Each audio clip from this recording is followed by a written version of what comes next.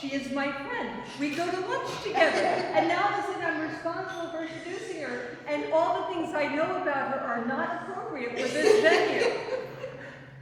Jenna has spent the past 2 years, is that fair? 3 years. Heading up a research project called Rafa, and she can tell you far more about that. But on the cutting edge of issues of domestic violence and how faith communities respond to that. And some of you know that I spent over 30 years of my life working with victims of domestic violence, so her work really resonates with me. And so often faith communities don't do very well and actually create situations that will foster domestic violence, households where it can just fester. And this wonderful hero over here is doing the work that's necessary to bring an end to that cycle of violence. So I welcome my friend, Reverend Jenna Smith. Thank you so much. And Reverend Susan has been absolutely just an ideal ally in all of this work on intimate partner violence. So I thank her very much for all of the support that she has brought me. I want to thank as well Theology in the City for giving me the opportunity to present this paper today. I will be talking about domestic violence, but I usually make it a point not to give any graphic or descriptive stories or descriptions of what the survivors that we've worked with have gone through. There is no need for us to traumatize ourselves in order to be better equipped, but know that there are many, many, many quotes from survivors that I will be reading to you on the screen, but they are more about their general stories and their general experiences, and not about the experiences pertaining to the instances of violence. So there is that. Like Reverend Susan said, I work for Christian Direction. I have been heading up what we call a community-based participatory research, so a CBPR, and for any of you who come from the Academy today, I present to you my heartfelt apologies. This is not from the Academy, it is really from the field. I love the Academy, I have my master's in theology, but the heart wants what the heart wants, and I just want to be on the field. So that is a little bit of me.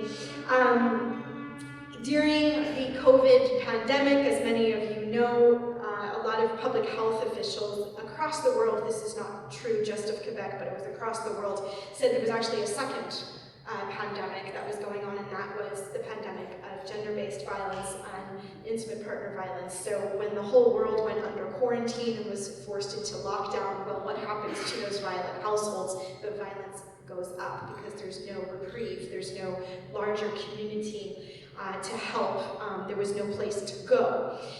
In Quebec, we really felt the sting of this. We had what we refer to in the field of domestic violence as the annus horribilis, which was in 2021, where we had 14 homicides in as many weeks. It was really horrendous. There was one a week. And in the midst of all of that, in the crisis that was COVID-19, Christian Direction, from its very large network of churches and Christians, we were presented with the question from a survivor, to be quite honest, a Christian woman who had left her marriage and said, what will the church and what will Christian Direction do to study this issue? And we said, we don't know what we're going to do. But we were really pushed by many different people, sociologists, nurses, practitioners, researchers, and women's shelters to really look at the question of domestic violence, but from a faith community perspective. And so that's how Rafa was born. Today I'll be talking to you a little bit about what we found in the first part, but this is Theology in the City, so I have prepared a theological paper for you. I know that I have the enormous challenge of keeping you all very interested in your post-lunchtime lull, so I will do my best. But domestic violence is many things. One thing it is not is boring. But here we go. So,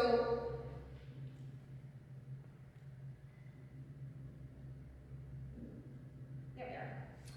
So the vision of the Rafa project, and Rafa is the Hebrew word for healing, is based on the findings from our study. We want to propose postures, practices, and reflections that will support and equip the church in Quebec to respond to the problem of domestic violence.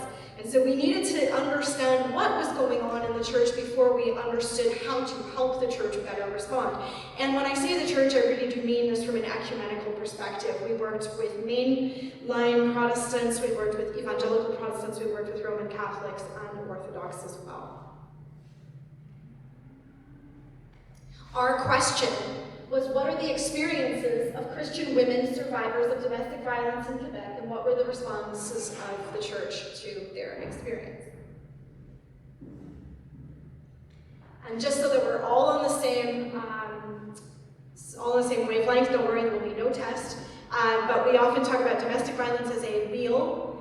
In the center of the wheel is power and control. We often think that violence is a lack of control, or a spontaneous, moment of weakness in a couple, but those of us who have studied it know that it's quite the opposite. Violence is a means to gain control. And we often think of violence in terms of two forms of it, physical or sexual. I'm sorry if it's not so clear, but there's so many different other forms. And we did, in our survey to Christians, we actually went through all the different forms of violence, such as using children as weapons against a partner, economic violence.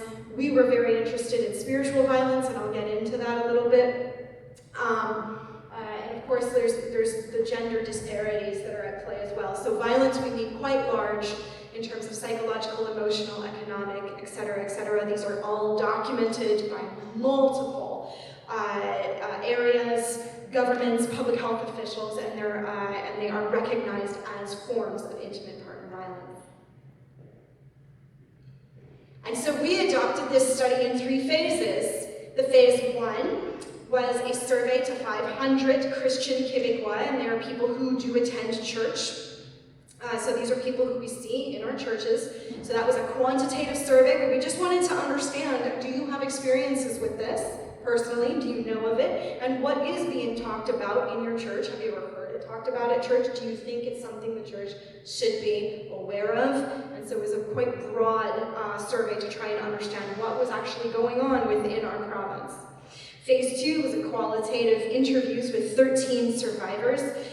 The process was that these women had to no longer be in their violent relationships, so they were divorced or no longer with their partners, and they attended a church in Quebec at the time of their abuse. And so we had made a commitment to our ethics overview that we would interview between 8 and 12 women. We actually interviewed 13 because we had so many come to us offering to be part of the project. And phase 3 that I have just finished were 7 focus groups with 39 clergy and leaders.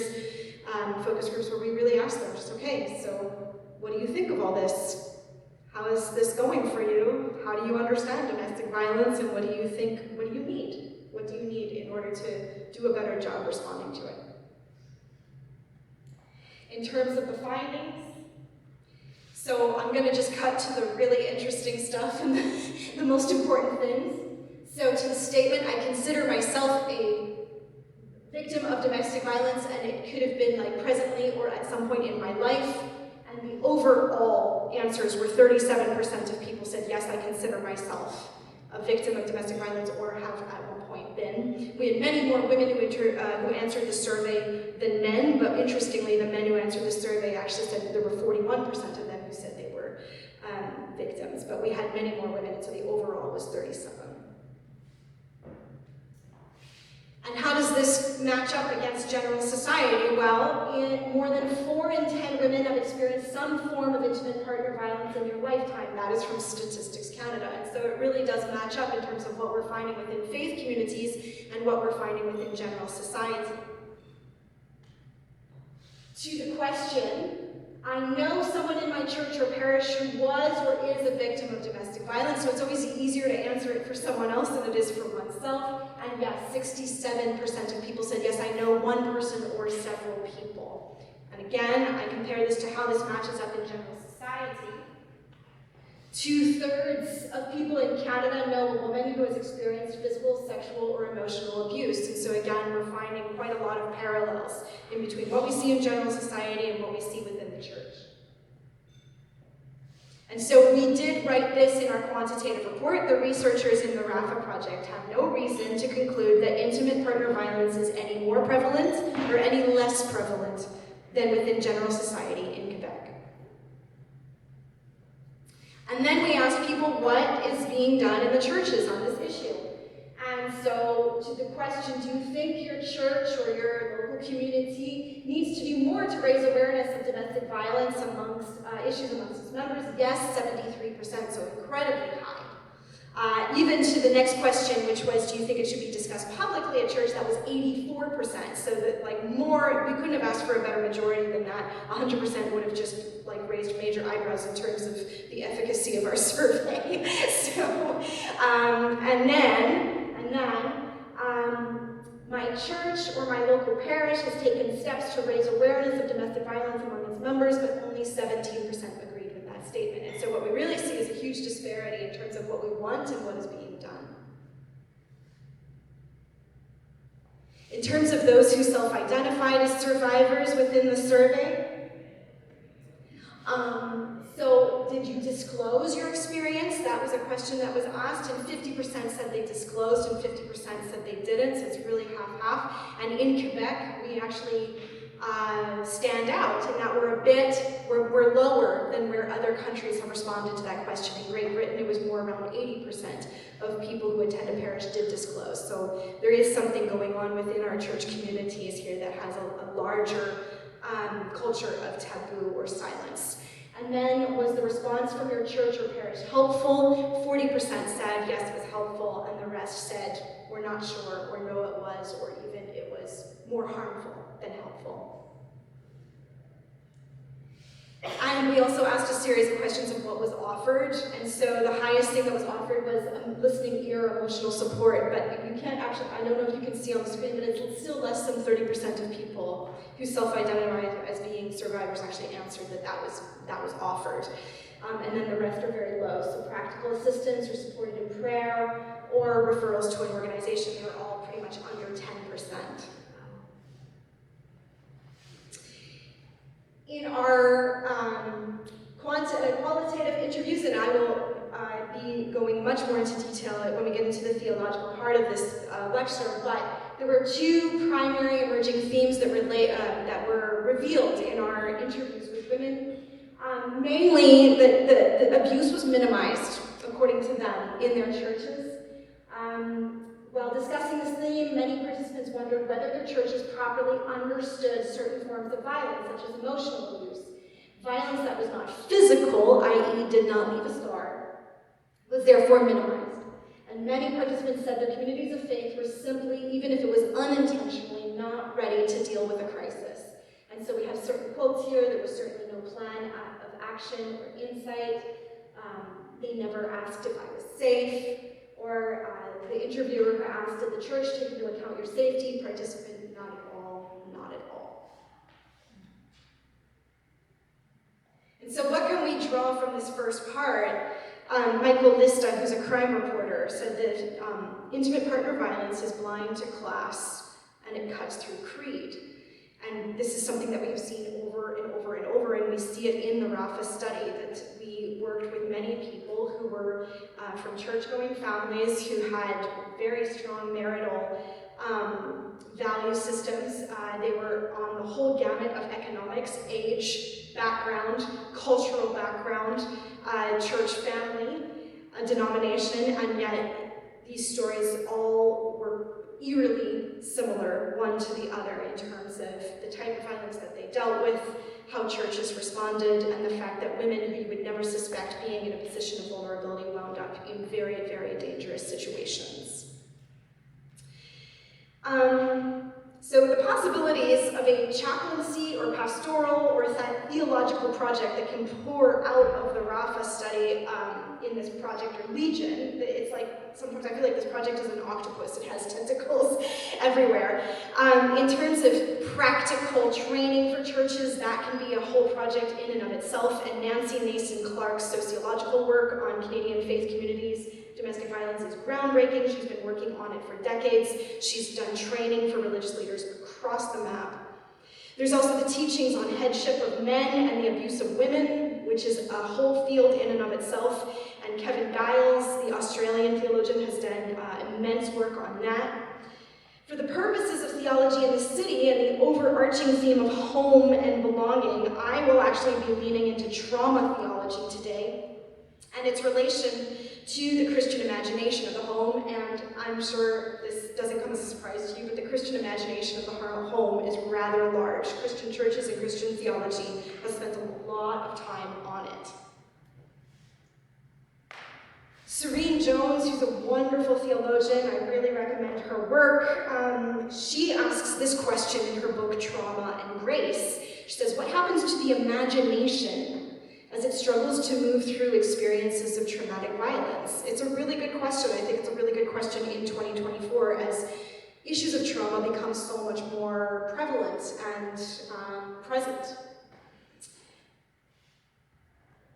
I used her question and I'm sort of modifying it. I say, so what happens to the Christian imagination of home as it struggles to move through experiences of traumatic violence that were entirely related to home, both literally home, the four walls and the roof upon which violence took place, but also in our Christian understanding of home as a theological idea.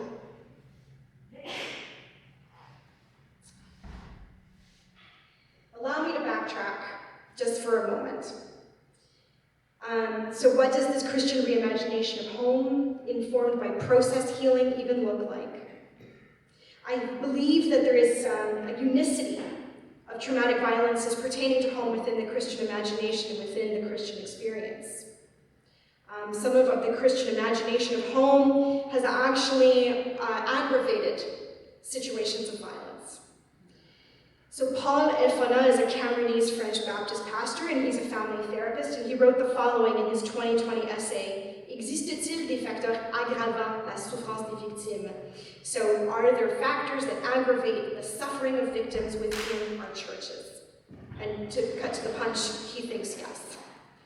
So he writes this, the marriage ideal within Christian community is the Christian couple, meaning man and woman who share a common Christian faith. The problem, it would seem to us, is less within the value of this model as with the slippery slope that it creates towards an ideology of the Christian couple. In our assemblies, writes Paul Elfana, we assume that as long as both partners are Christian, their homes will be places of respect, safety, support, care, and mutual flourishing. Such an idealization becomes belief, a belief that is not only naive but dangerous. Elfana goes on to describe peripheral and subsequent beliefs and practices that result of this idealization within Christian homes, including, but not limited to, the hierarchical subjugation of women based on a literal interpretation of Pauline scriptures, a culture of silence within churches, and for many religious families, church is the primary community. It's the first place that people have. It's their main social network. And so a taboo culture is really dangerous. Based on a refusal to seek external, legal, or socio-medical help, based on 1 Corinthians 6, where they talk about fixing everything within Christian community instead of going outside. Based on an aversion to divorce, based on which is Jesus' teachings in Matthew 5, what God has joined, we cannot separate here on earth or in heaven, or a misuse of the theology of forgiveness, i.e., just forgive your abuser, return to them. All of these peripheral beliefs and practices pertaining to home and marriage are, according to Pastor Elfana, aggravating factors to the suffering of victims within Christian communities. The survivors interviewed in the Rafa study absolutely confirmed Elfana's suspicions of Christian teachings and how they can negatively impact the life of a person struggling with intimate partner violence.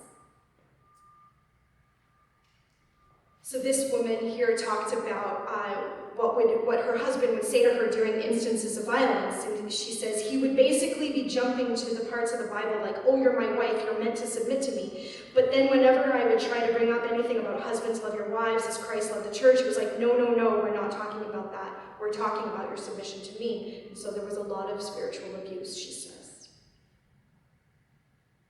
With this woman, she was facing a really dangerous situation involving a firearm and her violent husband, and she told her pastors about it, that she really feared for her life. And she said, but my pastors, didn't want to deal. He said, just be submissive. That's all he said. That's ridiculous. How could a pastor not get that? This guy, her husband, is dangerous. What did I have to do as a woman to tell? Here is your friend, and he's spinning out of control, and nobody wants to deal with it. They just leave you. Yeah, that's what I'm finding our society is like, and so the Christians just go as society too.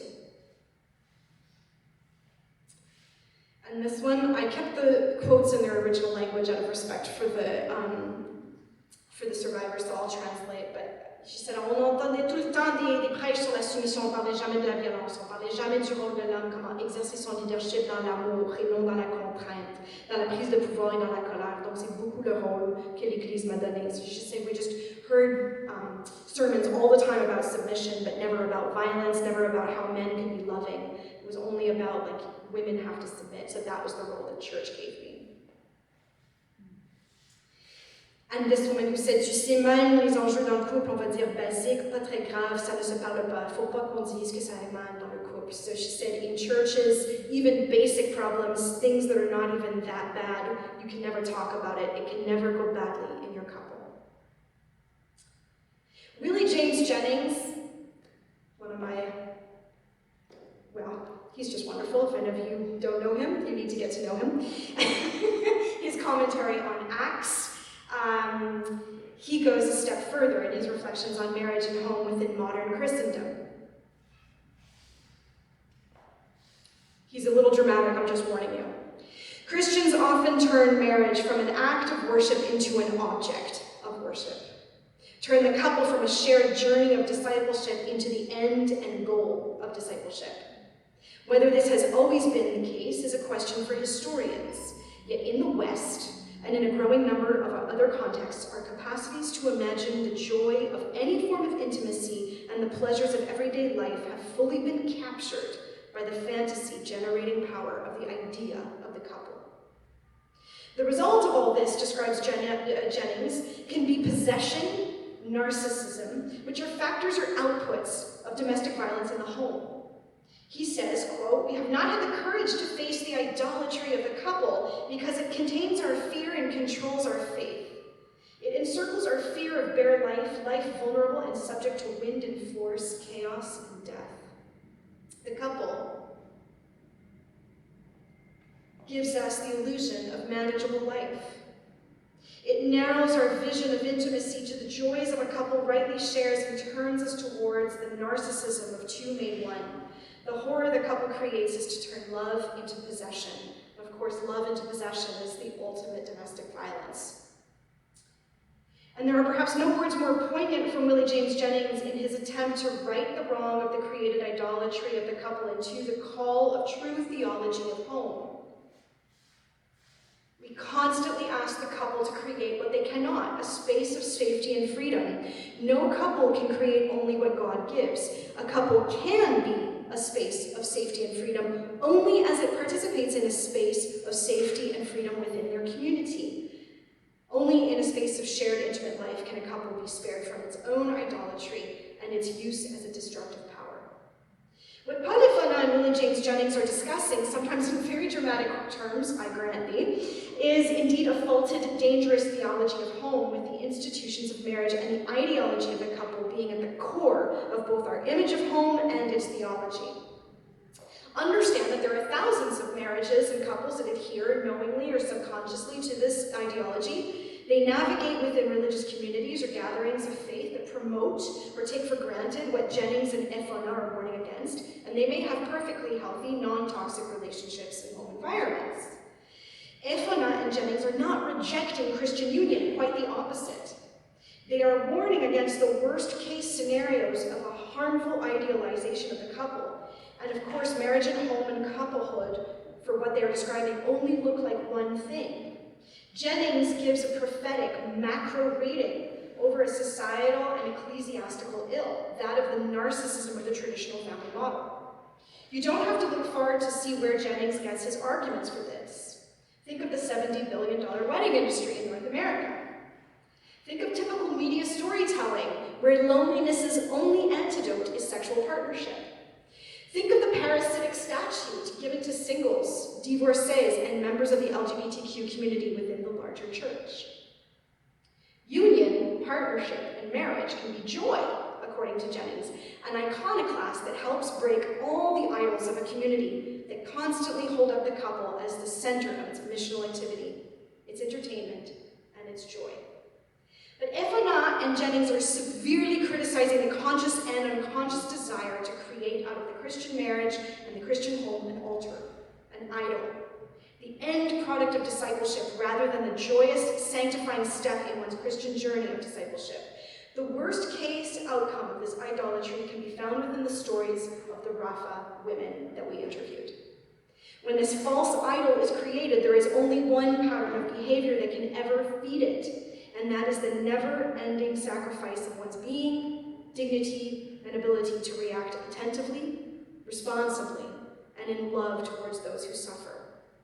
For those Christian individuals and families that wind up tragically caught in the cycles of toxicity and violence, the home and the couple become the quote-unquote horror story described by Jennings. That is, when they are oppressed by this harmful theology, this dangerous idealization. Some may argue that these ideologies and idealizations aggravate or further harm people in situations of vulnerability, such as Ifana says. The women in the Rapha study gave multiple testimonials which illustrate Ifana's and Jennings' concerns. We see within their statement how this overarching ideology and even idolatry of a preconceived ideal of marriage actually more harmful than helpful in their lived experiences. So this woman is describing the violent home in which she grew up in. Unfortunately, we see this a lot. When you come from a violent home, you often wind up in a violent home. And so she was talking about her parents' marriage. There was a lot of shame around their separation, and my mom did get back together with my dad, but I mean their concern, the church's concern, is what she's saying, wasn't first for my mom's well-being. I don't think there was any sitting down with my mom or trying to see if this was a healthy relationship. It was more like kids need both their parents, and like, you need to fix things with your wife, and separation's bad. And so that was my first experience with my first church as a child. And this woman is talking about why she got married so quickly to a man who was violent. She says, and he sat me down and he said, it actually made him feel disgusted to say that, no, we're not engaged yet. And then from there, we just had this huge conversation about this is what we're supposed to do and blah, blah, blah. And then months later, we ended up getting married. And here, the interviewer asked, plus les rôles traditionnels qui étaient poussés, la participante, oh oui, bye bye la carrière, puis ensuite tu restes mariée, peu importe, puis le divorce c'est inacceptable, c'est pas mal ça qu'on m'a enseigné. Même qu'un pasteur à un moment donné m'avait suggéré, parce que j'avais beaucoup d'ambition, il avait dit que peut-être Dieu voulait que j'arrête de travailler, que je reste à la maison. Puis j'étais comme, ben non, vraiment pas, là, je pense que c'est pas vers quoi je suis appelée. She said, traditional roles were really pushed in her church. You get married, you do not get divorced. And when things started going badly with her violent partner, the pastor suggested that she give up her job and stay at home because that might be what God wants and that would be the solution. She said, no, I don't think that's what I'm called to. And yes, these are all cases from Quebec in the 20th century with women of a variety of age. Just to put that out there. And this one says, the people in my community were telling me that it was like my well-being as a human was being sacrificed on the altar of keeping a marriage together. Or the whole pillar of Jesus' sacrificial love on the cross can unintentionally be embedded in scaffolding for abusive relationships, and we're taught from childhood that love equals martyrdom. It's reinforced as noble to sacrifice ourselves for the benefit of others so much that it can groom us to be abused and call it love. I also have two quotes from pastors who have been thinking through this very same thing, and it really is interesting to contrast what they're thinking through with what the women have experienced. So this one who says, but sometimes in the church we tend to prioritize marriage and the institution of marriage over safety. In fact, I think that the Bible speaks more to our role to join with God in protecting people who are vulnerable and need care over and above you stay, pray, and obey. So that's my position on that. And if your theology prevents you from taking that perspective, then you better have a robust way of addressing abuse in the home. Yeah, so if your theology says that a wife can't go and stay in a shelter because that's separation, then how are you going to care for her? How are you going to keep her from getting beaten every day? What are you going to do? And this one who said, usually pastors won't catch it, meaning a domestic abuse right away, because it's seen as a marriage problem, because we value marriage so much. And I'm not saying to throw that out, but I'm saying that we should probably change the way we think of and the way that we teach the purpose of marriage so people don't see it as something to sacrifice their very dignity for. So where does this all lead us? How do we reconstruct a Christian imagination of home? What happens? What happens? How does one reconstruct a Christian imagination of home as one struggles to move through experiences of traumatic violence? And also for the chaplain, for the preacher, for the theologian. How do they teach, embody, promote this Christian reimagination of home as resistance, but also as healing to violent trauma? Judith Herman describes a three-stage healing process to traumatic violence as such. The first stage is safety. The second stage is remembrance and mourning. And the third is reconnection with ordinary life. I'm going to turn to a gospel story and read it through the lens of this Christian reimagination of home and how the three-stage healing process speaks into it. I'm sure we are all acquainted with this story. At least a little bit. Jesus and his disciples are traveling by foot, and he decides to pass through Samaria. He sits at a well and strikes up conversation with a Samaritan woman who has shown up at noon to draw water from the well. This is a very controversial act because of her racial, religious, and gender status. Jews and Samaritans are a family divided, each considering the other heretical, and we can assume that Jews look down on Samaritans as a whole people. Unrelated women and men do not simply strike up random conversations in public spaces according to social norms in first century Samaria. And yet here we are. Jesus, Samaritan woman, she is a marginalized person from a marginalized community.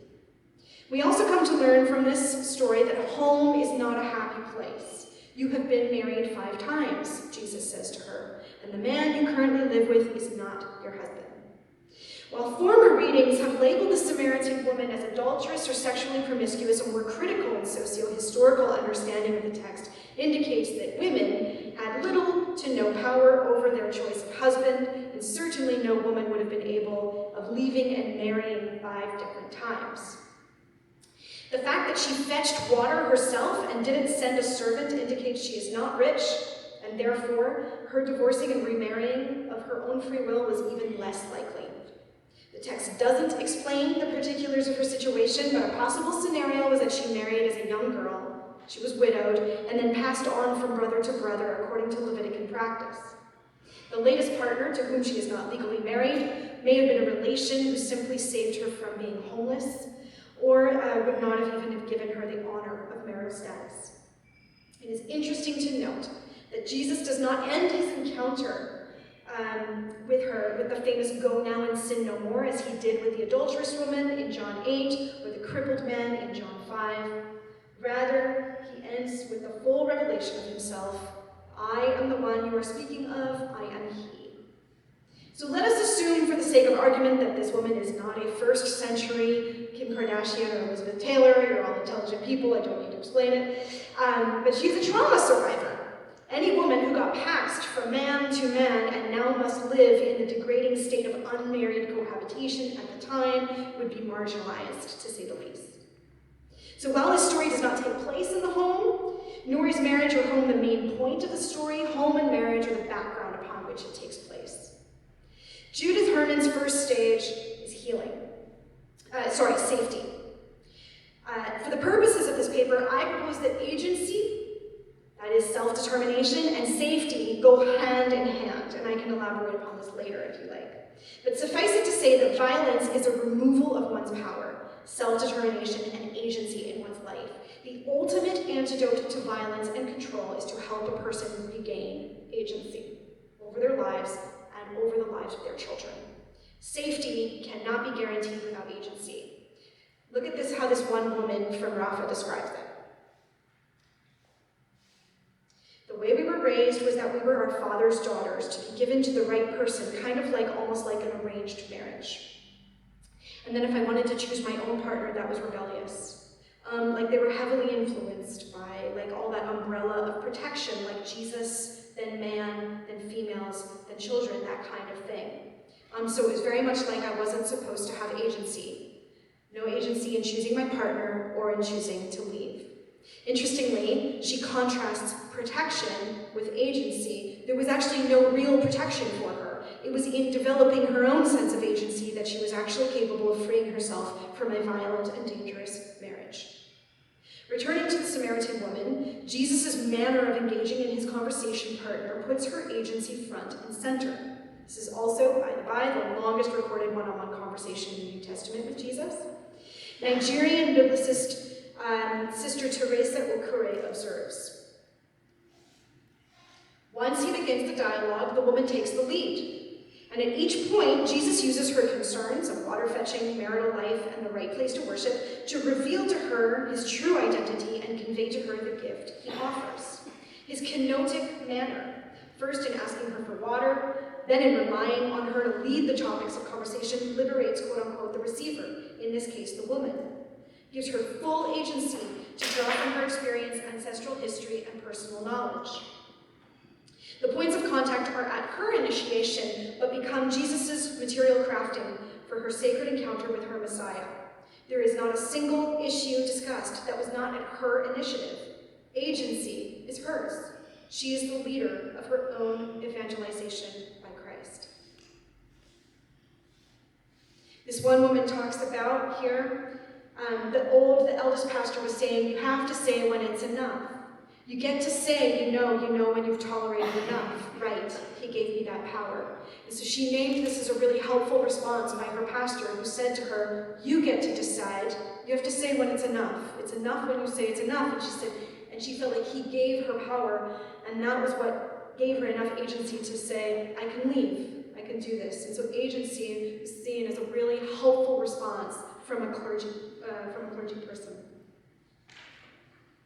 The second stage of Herman's healing process is remembrance and mourning. Again, we see how Jesus embodies quite naturally this encounter with trauma. He's sort of a chaplain with the Samaritan woman, and his manner of chaplaincy is perhaps at its epitome when he draws out the Samaritan woman's story of pain. Her present marital status, regardless of how she got there, is likely an issue of shame. In a simple statement, Jesus reveals he knew all along about her situation, and she replies with astonishment, you must be a prophet. In this story, his chaplaincy manner is not a posture of condemnation, but rather of true seeing. This is his prophetic nature. He sees, he names. Thus, his encounter with her is all the more meaningful. He had deemed it worth his time to speak with her, in spite of, or perhaps because of, her story of pain. In the Rafa study, we asked survivors what, if anything, were helpful responses or practices by Christian community to their experiences of violence. I cannot tell you how many times people answered it was when someone cried with me. Remembrance and mourning, while not being named as such, were often evoked. This woman says, there was a really supportive Christian community for me, where I came out to those people and told them my story, and people held space and gave me grace and prayer, and I was very grateful for that community. I realized that church is one level of Christian community that's not always the best, but then there's other types of Christian community that can, find solace in and comfort, and real human beings who actually really love you, so there was that. That's probably what helped me a lot. And then this woman talking about her process to get an annulment. The process of annulment within the Catholic Church was actually seen as very helpful because she told her whole story to a listening clergyman. And she said, j'ai répondu à ces questions, je n'ai pas pleuré une fois. C'est juste quand j'ai expliqué, quand il m'avait poussé, que whoop, j'ai pleuré. Puis lui aussi, il est venu, les yeux pleins d'eau, juste pour te montrer comment c'est des gens humains. She says, I answered all his questions, I never cried once, but it was only when I was describing how it was her partner who pushed her, and he got violent. She goes, I cried. And then he too, the priest that she was talking to, his eyes were filled with tears, just to tell you how human these people are. And finally, Herman's third stage of process healing is called reconnecting with ordinary life. And it is in this stage that I wonder if we can best lean into a Christian reimagination of home, such as our initial question posed. Serene Jones writes the following: the third stage of healing takes a lifetime to enact. It consists of learning how to remember the violent death of a friend, for instance, and still enjoy tasks such as baking bread, caring for children, or attending a Sunday morning psalm sing. To do this integrative, difficult work, it's not only difficult at a practical level, but also, and even more important, at the level of imagination. Writes Serene Jones, it requires having an interior world capable of imagining images of both haunting violence and of kneading bread, each envisioned in its fullness as well as its relativized relation to the other. It is only when one's imagination has been so capacitated, Herman suggests, that the trauma survivor can begin to hope and to act in a personally empowering way. This woman here describes about how her new church had welcomed her in after her separation. She says, they framed me, they took care of me, they helped me move, they were really there for me. And then the pastor suggested that I sign my boys up for soccer so that they would be in contact with other men and other boys.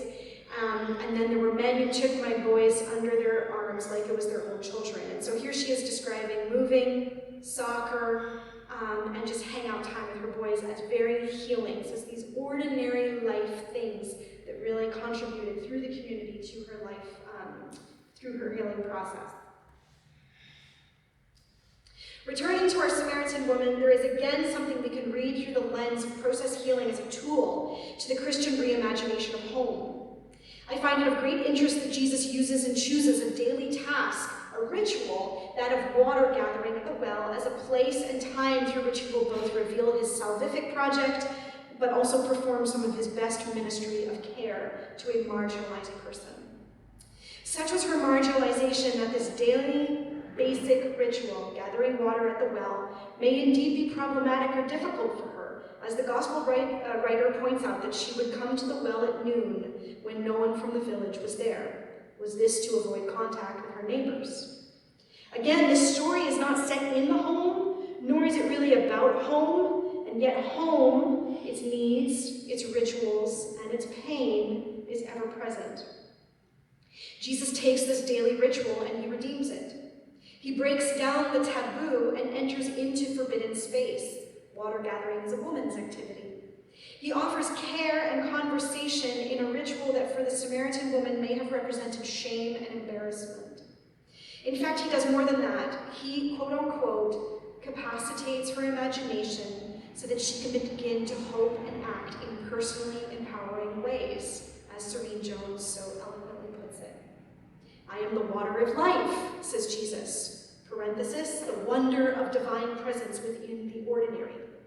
Or, he says, a time is coming when you will worship the Father neither on this mountain nor in Jerusalem, parenthesis, the redefinition of the sanctified or the holy home. These statements capacitate her imagination, and by the end of the story, she is actually approaching her fellow townspeople, the very ones she was earlier avoiding, in order to tell them about her encounter with Christ. She is empowered, released. One final point about the well. It is a space and a place of daily connection and ritual. It is also, in Scripture, a place for meeting future spouses. Moses met Zipporah at the well.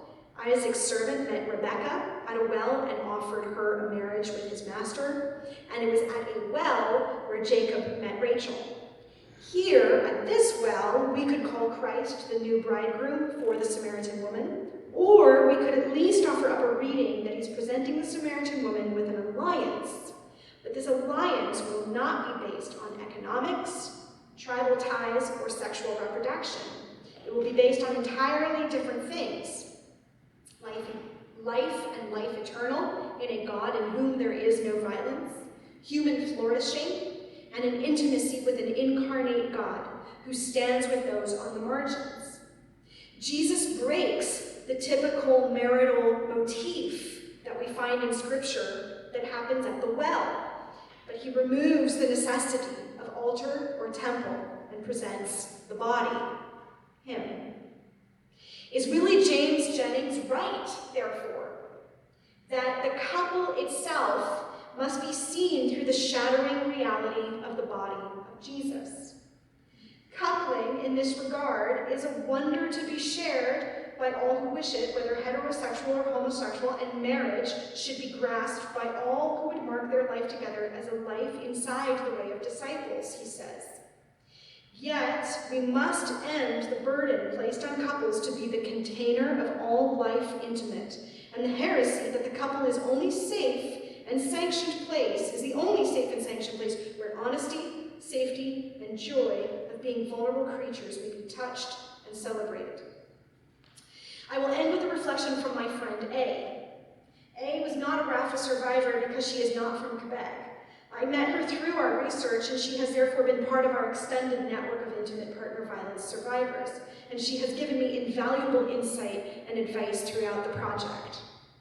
When I asked her a few years ago how she wanted me to refer to her situation, victim, survivor, violence, abuse, she said the following: I really don't care, Jenna. I just don't want anyone to refer to my home as broken. My children don't come from a broken home just because they have a single mom. When I got divorced, I didn't break my home, I fixed it.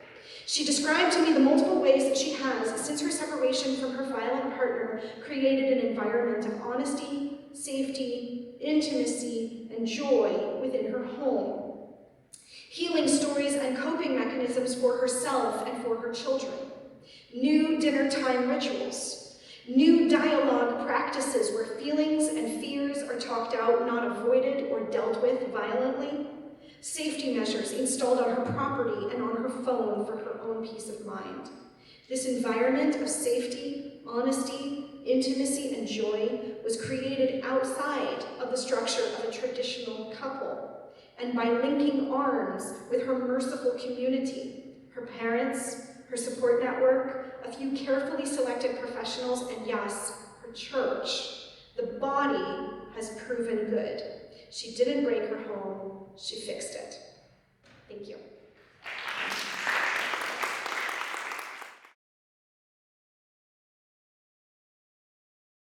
I get to introduce to you another dear friend. This is Eric Wiseman, who is a professor at the University of New Brunswick, who has come to us to present today on home and what does home mean when one is homeless. And I am not going to interfere with this because Eric has a remarkable story, and I'll let you tell it. He's also the dog father of Carby, who is the cutest lab ever.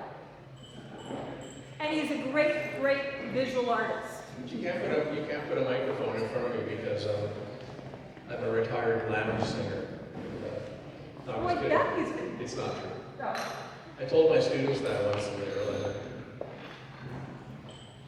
thank you. I did an Elvis imitation. So who am I and what do I do?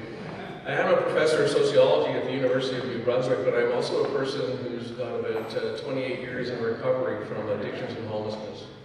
So in 1995, 1996, I actually drugged myself out of my first PhD and ended up 10 years of...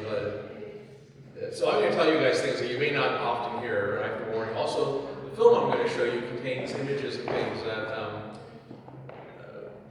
are, let's say, gritty and quite real. So there is drug use in it, there is death in it, but there's also hope. So that's why I'm showing it as well. So let me tell you, I was going to give you guys a long presentation on me, but I won't. What I'll do is I'll go through a few of the slides that I use, and then I'm going to cut right into the film, and then we can talk, because it's a small group. Okay. So I'm known as a lived experience scholar, because what I do and what I've done for a very long time is taken my experience as someone who came from a fairly advantaged upbringing and ended up becoming an addict. So you'll appreciate this. I didn't know until I went to rehab that it was because of untreated, unresolved early childhood trauma. What we call ACEs, which are adverse childhood experiences. So I'm not a Christian, but I was raised in a Jewish family in the 1960s. So I did go to synagogue when I was forced to, and I did have my bar mitzvah. And then I was never religious after that. But the culture is very strong, and I'm still quite cultural. I still make dill pickles, and yesterday I went out to smoke meat. One of the reasons I came to talk in Montreal is that where I live in New Brunswick, you can't enjoy, there isn't a lot of Jewish culture. So I'm going out and I'm bringing 24 bagels home tomorrow when I leave. So honestly, I can't wait. So I won't say that it's not important to me, but I will tell you when I went to rehab the first time, it was in the bottom of a church in northern Ontario, in a city called Timmins. Do you guys know where Timmins is? So they looked at me, they go, I remember this is really off-putting, and I went in and she went, "You're Jewish? Jews can't be addicts." That's what the treatment woman said to me on the intake. And I was like, "Thanks, like I know I don't want to be here. Thank you for making me feel at home." I spent 28 days in the basement of a church called the Jubilee Center, my first go at it. But I'll get to that. So the other good thing that happened, though, I will tell you, it's kind of interesting. I have had a spiritual journey, and I do have a misconception of a higher power. So I will tell you that it's the thing I like about that movie I told you is that they approach the question of it really is about the presence of God and faith, and it looks at some of the Jewish mysticism. So there's some references to the Kabbalah, which I don't know anything about, but in the end, there's an interaction between the Korean person and this main character, and there's this interesting culture clash where there's an unexplainable, potentially harmful moment, and the other gentleman says, "Please accept the mystery." And that's more or less become that's when people ask me what my belief in a higher power is, I go, I'm small and I accept the mystery, so you understand. But when I was in treatment, the fact that I had OD'd so many times and I didn't die, my other treatment therapist said to me, "You know, Eric, God would have to sit in your lap to be any closer to you." And I was like 8 days sober at that time. And I wasn't really sober, I was just clean. So it was jarring. But I realized that all of us in that room had some broken concept of our connection to a higher power. I think we all have that connection, or a question about that connection. I mean, everyone, even those who deny the possibility of it, are totally amazed by the universe, which is a higher power. So, all right. So let me just tell you quickly a little bit about what I do. So I'm at the University of New Brunswick. This is the amazing thing about recovery and about the kinds of messages that you'll get from this film. So I drugged out in 1989, 1990, and worst case scenario, homeless on welfare, in and out of houses. I used to not only do a lot of drugs, but I was in the business of drugs. So don't know how. I'm one of those. I teach anti-criminology courses, and I don't know how it was. I never was arrested, but I had a feeling that if I had been arrested or been hospitalized in my overdoses earlier in my life, I would have found a spiritual awakening much sooner. And I guess they say you find it when you find it. So I found it, but it took some time. Anyway, when I left school, I was in that business, and I am an artist. I've done really well as an artist. I did murals and things, and people used to follow me around because of my illicit behavior. So I got hired a bunch of times to run bars for people, to open them, and I literally lived the last 2 years of my life in a bar. My bed was a pool table. I actually had the guys that work for me build me a bed that we put up every night. It was like 2 or 3 in the morning, and I slept on a billiard table for well over a year that year. And then a friend of mine was murdered. A very sweet young person. It was a very famous case, and I knew the person who killed her. And that sort of I I wrote about it because I was writing. You know, I didn't have my degrees. I had my BA, my MA. I started my PhD. There was this intellectual side of me that was still reflexive enough to look at myself in the context of failure, in the context of addiction. And so I was writing a lot, and I wrote about this potential death. And that really led to a bottom that I didn't think I could reach. I mean, I was so just for full disclosure. I really don't want to offend anyone, but I'm going to tell you the truth. So my drug of choice was cocaine. So you understand. I have no bone in my nose. It's a complete opening. There's no septum. I just had this replaced 2 weeks ago. It was a nice $8,000 expense. All the teeth, when I was in rehab, I haven't seen a dentist for 4 years because of my behavior. But when I went to rehab, they took me to a dentist and they had to remove all of these teeth and give me a bridge. So I had my bridge replaced, which is interesting. And I'm going to share that experience, by the way, was you may not think of it this way, but for somebody who came from where I came from, and looked down upon alcoholics because of their bad teeth and their poor hygiene, that moment is what saved my life. When I had to go to a dentist and have them look me in the mouth and say, "We're taking your teeth away," was so immensely powerful to me. And I remember I was in Toronto when it happened. They sent me home to Toronto to get dental surgery. And when I went back to this long-term rehab where I was staying, and I'll tell you about it later, the guys that hated me, and I hated them, when I got back on a Sunday night, the next morning we were all doing our teeth. And I had dentures, I took them out and I wasn't really sure how to clean them. And these guys took their dentures out and they came over and showed me how to clean them. And we actually, I know that sounds crazy, but that was a common, no really, it was like, this is one of the keys to solving almost all of our social problems, is realizing that we're all interchangeable. That the circumstances that lead to that are way beyond our control. So I found common ground, and from that moment on I started healing, and I actually, up to that moment I wanted to leave. Within a month of that happening, I never wanted to leave rehab, and they had to force me to leave. So I'll explain a little bit about what I went through. So, like I said, I'm what they call a lived experience scholar. That's me on the top, getting ready to go into my MA, very healthy. You can see, and that's me 3 years later after, 4 years later. I weighed 128 pounds, my skin was yellow, my eyes were bloodshot. There are no photographs of me from that period. Anybody want to guess why there are no photographs? Not because we didn't have digital phones, but why are there no images of me? Take a guess. Yeah, I was a creature of the night, and nobody took photographs. You did not bring cameras into the places where I hung out. So there's like a complete absence of. There are some photographs of me at the occasional family event that I would go to. There's a picture of my ex-girlfriend and I at my dad's 65th birthday, and I looked kind of lucid and happy, but that was literally only like 3 or 4 months before my bottom. It was, I kept that picture. It's in my living room. I found it months ago, and I put it up like on this wall of stuff that's important, because I had to remind myself from time to time that I wasn't, and she even said this, we reconnected. I always felt that I had done her such harm. I was never violent, but it was a bad lifestyle, full of infidelity, right? That's all we do when we're in that world. It's just insane. And she said, no, you always treat me like a gentleman. But when I went to rehab, I wrote like 50 pages on how guilty I felt about my relationship with Danielle. And 5 years later, I tried to find her for 2 years. 5 years later, there was a circumstance, and I ended up running into her. And we actually started seeing each other again for a couple of weeks. It was fun, just reconnected. And she said, no, you always treated me well. So really, this distortion of the self is something that we have to overcome. So when I work with my students as a lived experience scholar, I give them reflexive exercises. And it's really interesting. They start doing a timeline at the beginning of the year. We talk about the key events in their lives. And the key events in the lives of other people who, we practice what's called ethnography, which is studying cultures, similar to what we do. And it's interesting, once they learn certain things about themselves, their lifelines change. The things that they saw as important, or the implications of them change. It's really kind of interesting. And that's kind of what my approach to education is all about. So I'm not going to tell you a whole lot more. And let me just, if you have questions about my lifestyle, we can talk about it after the film. All I can tell you is, just so you understand, when I went, so my sister was in the film business. I have a lot of family in the film business.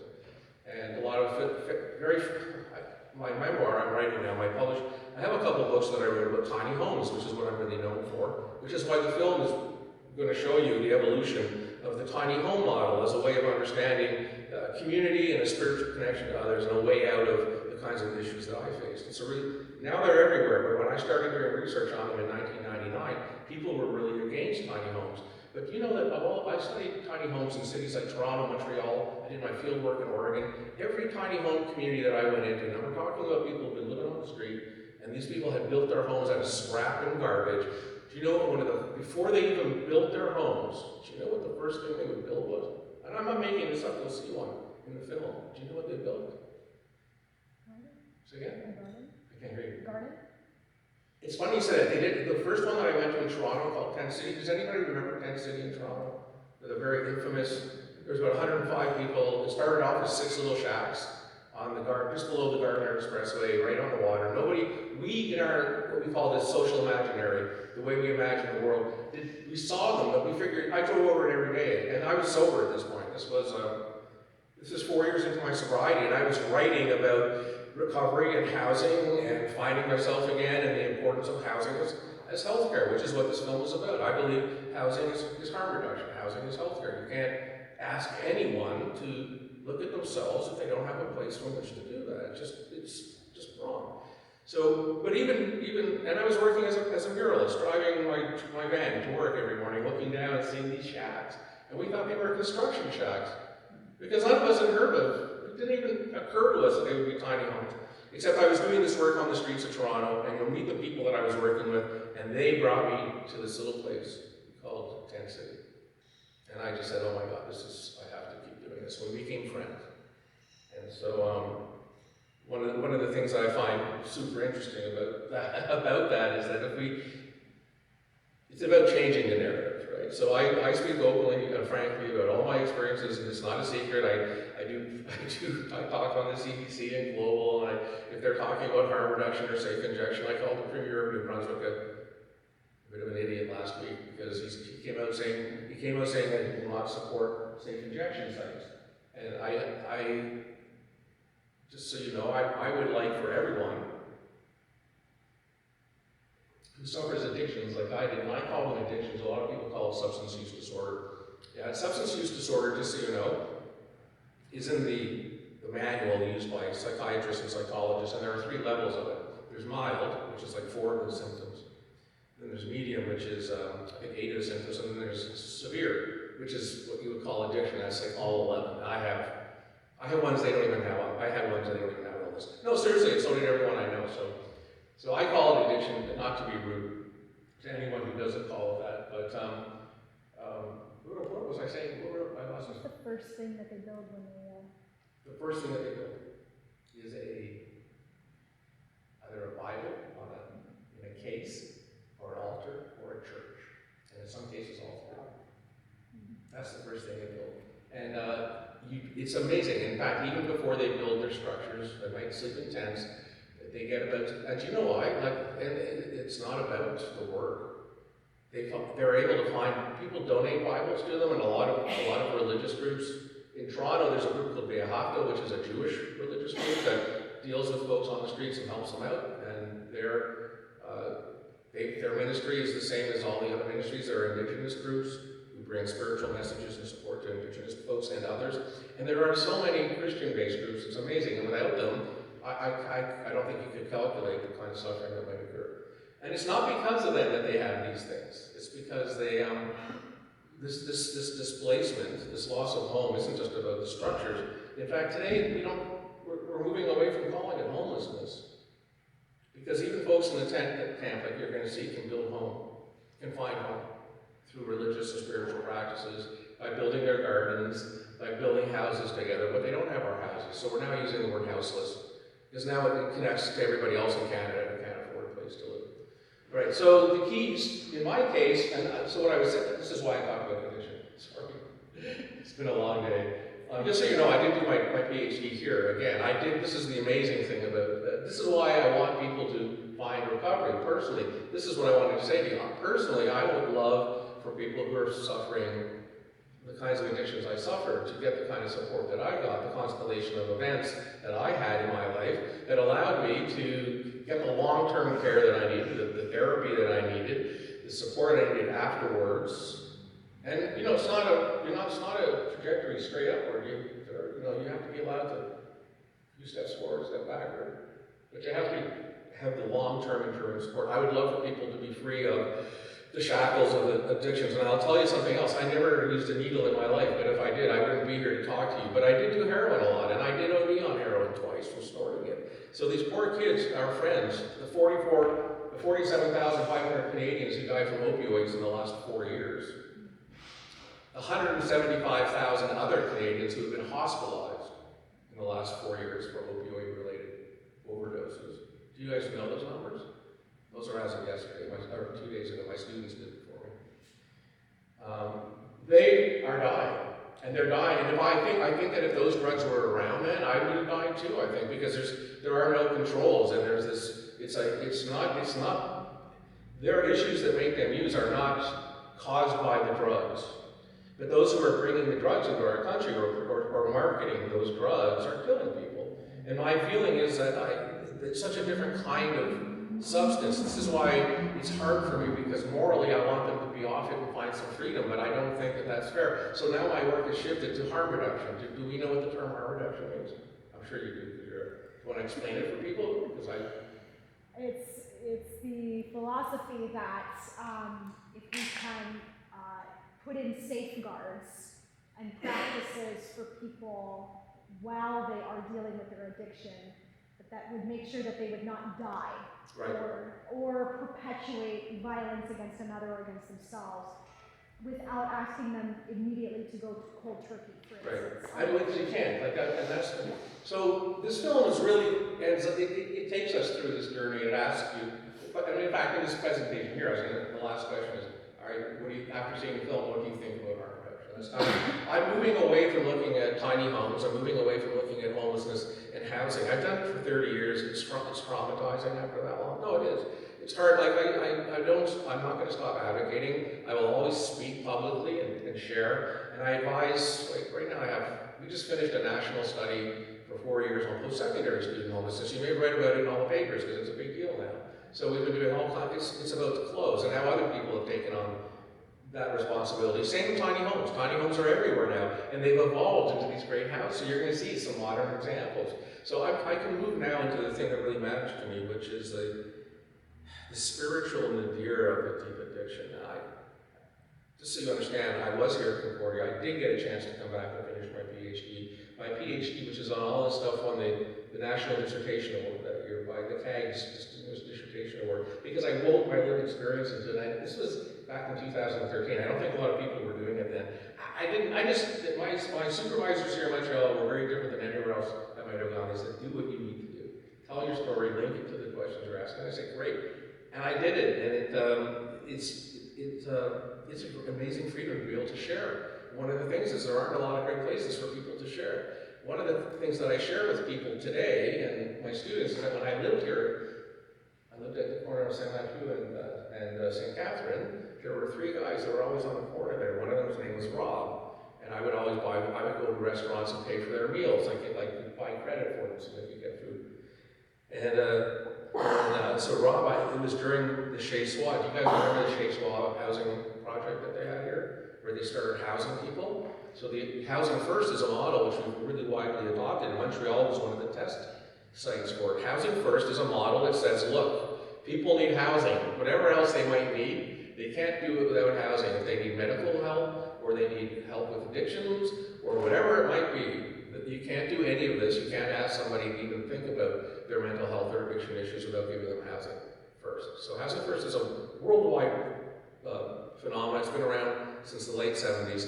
And this was one of the test sites, and I was working on it. I did a film with about 20 of the people who were in it. And of course, they all did really well when you gave people housing. What do you think it costs to leave someone like this guy Rob on the streets every year? What do you think it costs per person who's on the streets of Montreal or Toronto or St. John, where I'm from?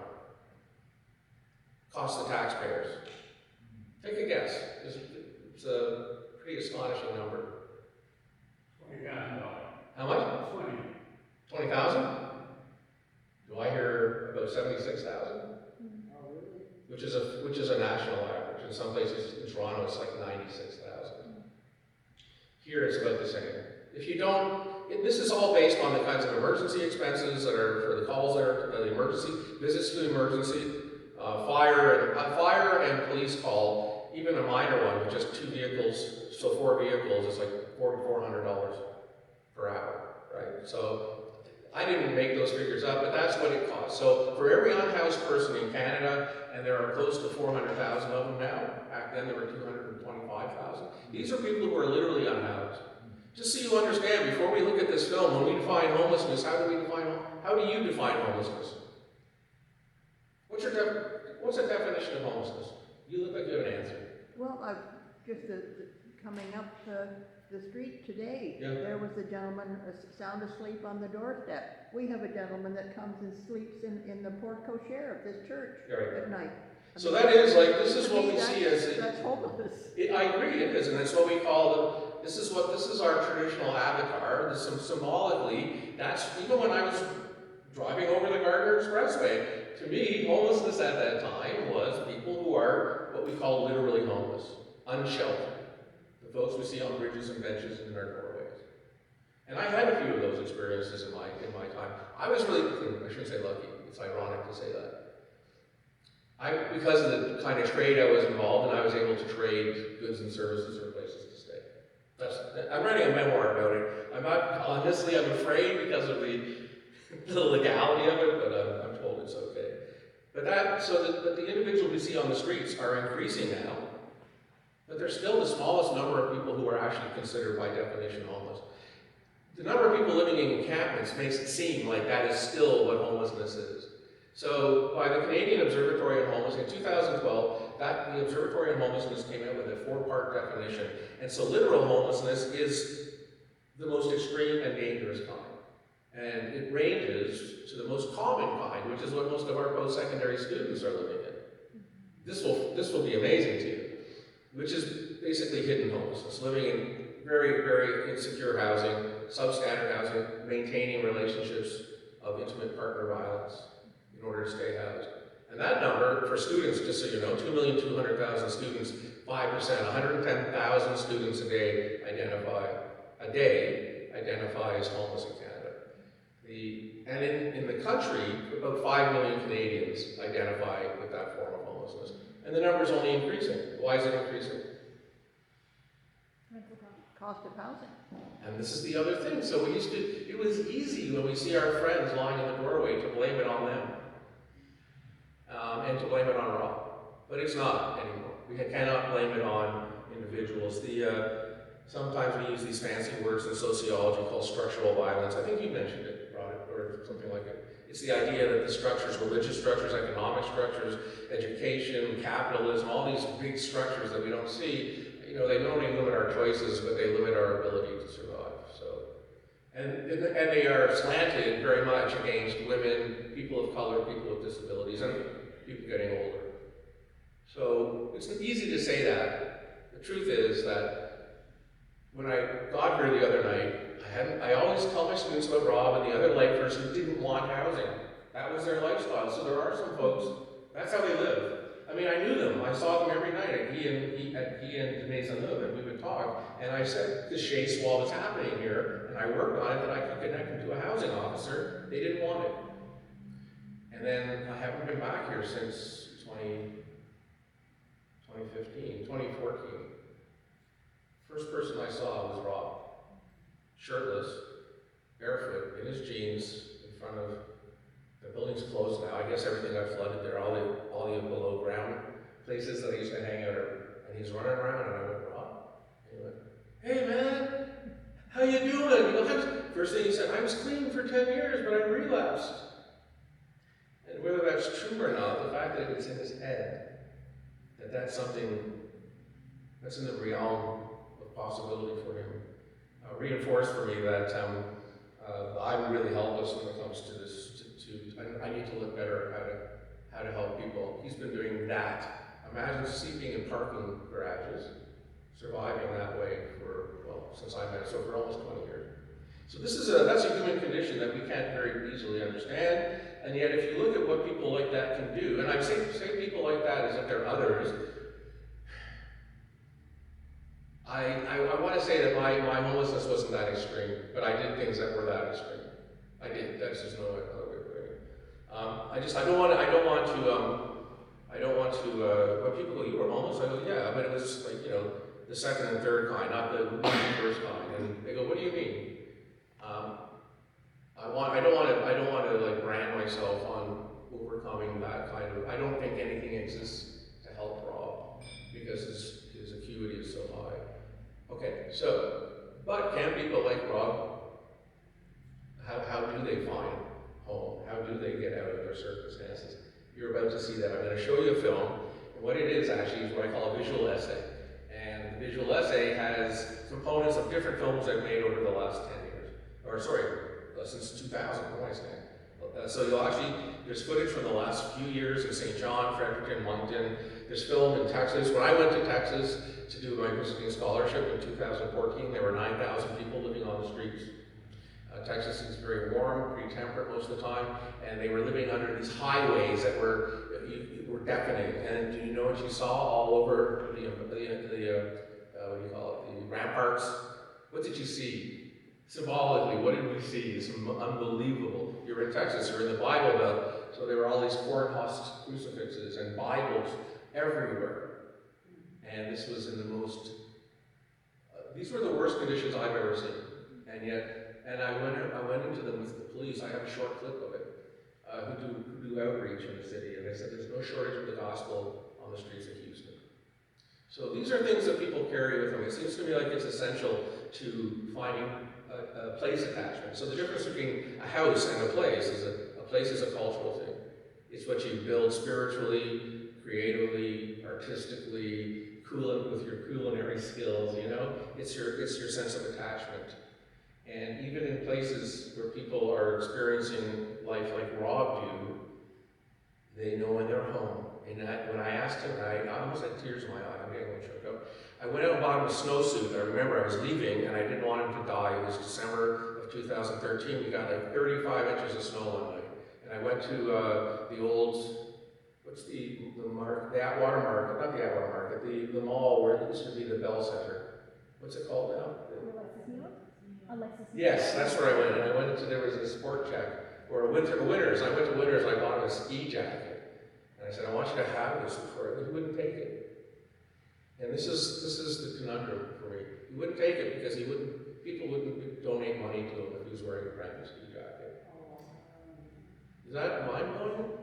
Isn't that mind-blowing? So, I will show you people though who have been successful in fighting for their rights, people who have faced similar circumstances, people who've been to jail, people I got to know really, they all became my friends. That's why we were able to make this film. Because when I was in Tent City in Toronto, they were living in really tough circumstances, and they were evicted. When they were evicted, it caused so much political uproar that the government introduced the first Housing First rent supplement. And we all agreed. I said, you know what, we don't need to show anyone this film. This is our film. Let's spend the next 10 years seeing what your transition into housing looks like. And they said, that's the story we'd rather people told. So you'll see part of that, and then you'll see how that kind of stuff evolved, and that there are all kinds of people coming from circumstances like mine, or like Rob's, who are actually, they're making it. And the key components seem to be the choice and the freedom to act in spiritual or religious ways, to reconnect with their traditions if they want to use safely if they, well, most of them need to. And one of the things about harm reduction isn't that it's a place where people will use as frequently as they did. The one thing we know about harm reduction, those of us who do research in it, and there's lots of it, I don't know how many of you guys drink beer. I imagine not very many of you. But I do know that I just went to the liquor store for my neighbors. I haven't had a drink in 30 years. I went to the liquor store just now to get them a bottle of something you guys only have here, and it was only in one store in like Laval, so I'm not going to get it for them. But we manage alcohol consumption.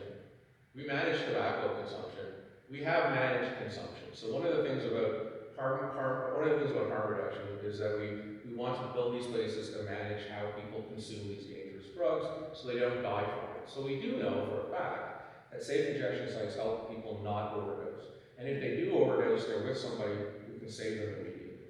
So I argue those sorts of things. One of the things we found is that when we talk about harm reduction and housing as harm reduction, we don't necessarily mean abstinence. Although there are people, like I said, I would love for people to find an ability to be abstinent. It seems to me the community approach to housing is one of those ways. That's what you're going to see. Okay? I will warn you, it's kind of gritty. There's stuff that might be a little triggering, but it is what it is.